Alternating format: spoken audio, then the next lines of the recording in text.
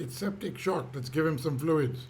No, it's cardiogenic shock, let's stop all fluids. This is not an unheard of debate happening in emergency departments all around the world, either between two clinicians or in the head of a single clinician. Hi, I'm Ash Mukherjee and I'm a consultant emergency physician in Armadale Hospital, Perth, Western Australia. Let me take you through a case we had where such a dilemma occurred. It's almost 12 years ago now. It was a 59-year-old farmer whose wife made him come to hospital. He'd been unwell for 3 weeks, was being seen and treated by the GP with antibiotics for a productive cough and shortness of breath. My registrar called me as soon as he saw the patient, and the patient was very diaphoretic, pale, but alert, with moderate respiratory distress and no complaints of any chest pain. He was tachycardic but hypotensive, and his saturations were 93% on room air. It was very cold and clammy. His JVP was not elevated, and his heart sounds were normal, as commented by the registrar. There was bilateral creps but no V's, and he had a soft, non-tender abdomen.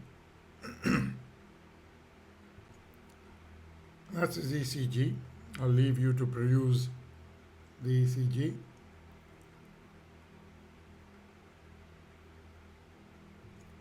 And his chest X-ray.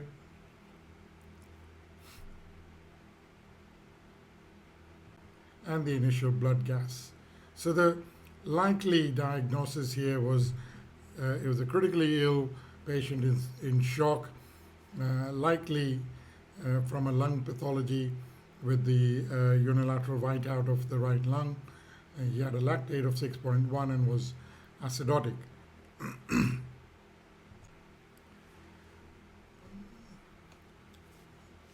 As you can see, as we had asked for some IV fluids, I put the probe on, looking at his heart, something I've been doing for the last 20 years. And that was the first view, the apical 4. This is slightly more rotated near towards the apical 2 chamber. Color Doppler on the mitral valve, showing mitral regurgitation, and your subcostal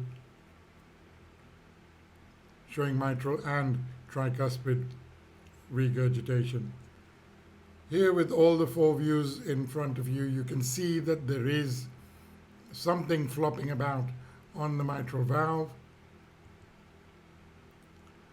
and the diagnosis here was that of papillary muscle rupture with a flail mitral valve.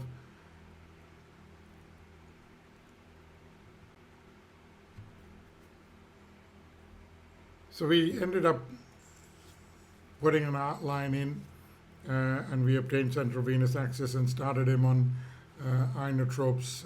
I think he was on adrenaline. We'd given him some antibiotics and dual antiplatelets.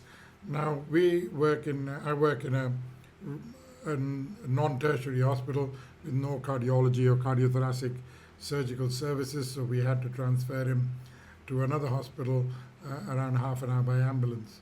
We didn't feel he was stable enough to be transferred without intubation, so we proceeded to do a RSI, which went smoothly, and he was transferred to the tertiary hospital, where he ended up having an angiogram which showed triple vessel disease.